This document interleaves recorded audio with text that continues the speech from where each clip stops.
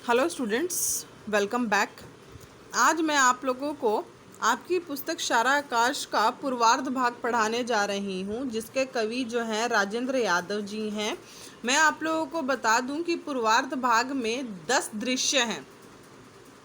इस नाटक के 10 दृश्य हैं, जिसमें आप लोगों को 1 से लेकर 6 तक जो है वह आप लोगों के फर्स्ट टर्म एग्ज़ाम में आने वाला है।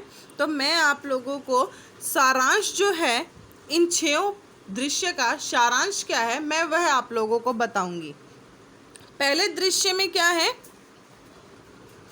बिना किसी ताल और लय के ढमाढम पीटती ढोलक और औरतों के गीतों के स्वर अचानक रुक गए। क्या हुआ, पूछते हुए सारी औरतें, बच्चे गली वाले जंगले और छज्जों पर से झांककर देखने लगे। नीचे फाटक पर नाचते हुए ताली बजाते हिजड़े आए, जियो जियो रे लला का आलाप भूलकर ऊपर की ओर ताकने लगे। गली के पार ठीक हमारे घर के सामने वाले सावल की बहू मिट्टी का तेल डालकर कोठरी में जलकर मर गई थी। किवाड़ तोड़ते तोड़ते लोग अंदर गए, लेकिन तब तक उसके प्राण पखेरु उड़ चुके थे। मतलब उसके प्राण जो है वह निकल चुके थे, उड़ चुके थे। बड़ी चीर पुकार और भाग दौड़ मच गई थी। लाख समर अपने को विश्वास दिलाता था कि आज उसकी सुहागरात है, लेकिन उसे विश्वास नहीं होता था। यह जो पूर्वार्ध भाग है, उसमें सबसे पहले क्या है, समर। समर जो है इसका मेन करेक्टर है।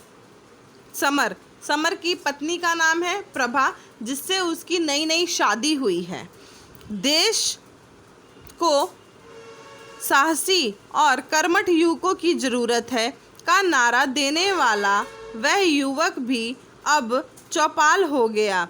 समर एक कर्मठ कार्यकर्ता है। वह 2 हफ्तों से शाखा नहीं गया है, मतलब काम पे नहीं गया है, और अपने साथियों से आंख चुराता फिर रहा है। वह मंदिर की ओर जा रहा है, वहां बैठकर शांति का अनुभव करेगा। वह अपनी शादी के दृश्य को याद करता है। वह एक निम्न मध्य परिवार का दूसरा लड़का है। उसके संयुक्त परिवार में माता पिता, विवाहित बड़ा भाई, 2 छोटे भाई और एक विवाहित बहन है, जो ससुराल के अत्याचारों से पीड़ित होकर अपने मायके में ही रह रही है। वह एक लड़के से बचते हुए आगे बढ़ा। वह सोचता है कि कैसा बोझिल प्रारंभ है जिंदगी का। वह अभी इंटर में पढ़ रहा है। उसके मन के खिलाफ उसकी शादी कर दी गई है। वह मन में सोचता है कि कहीं भाग जाऊं, ना जाने किसको मेरे गले बांध दिया। बड़े भाई के विवाह को 8 साल हो गए हैं। अम्मा और बाबूजी रोज यही मनौती मानते हैं कि कब मेरी शादी होगी। अब उसने अपनी डायरी में लिखा कि वह इतनी जल्दी अपनी हिम्मत क्यों हार जाता है। सभी के जीवन में परीक्षा के क्षण आते हैं। यह उसकी परीक्षा का क्षण है। राणा प्रताप, शिवाजी का रक्त उसकी धमनियों में है। उसे लजाना नहीं है। वह भगवान से प्रार्थना करता है कि मैं झुक ना जाऊं, कहीं मैं हार ना जाऊं। कोई कहता है कि प्रभा, जो कि समर की पत्नी है, 10वीं पास है। मैंने तो उसके हाथों के सिवा अभी तक उसे देखा भी नहीं। जो भी है, मुझे तो उससे कोई संबंध नहीं रखना है। भाभी कहती है कि चेहरे पर हल्के हल्के चेचक की छाई है। खैर, जो भी हो, मुझे इन सब से क्या लेना देना।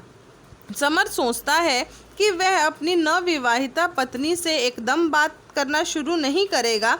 वह उससे समझाएगा कि वह पहले अपनी परीक्षा पूरी करना चाहता है, शिक्षा पूरी करना चाहता है। फिर अचानक वह सोचता है कि उसे इन सब बातों में, मोह जाल में नहीं फंसना है।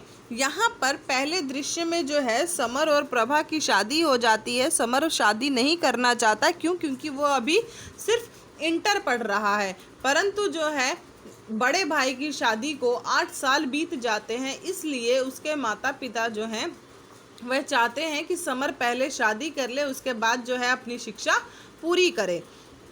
समर की पत्नी का नाम प्रभा है।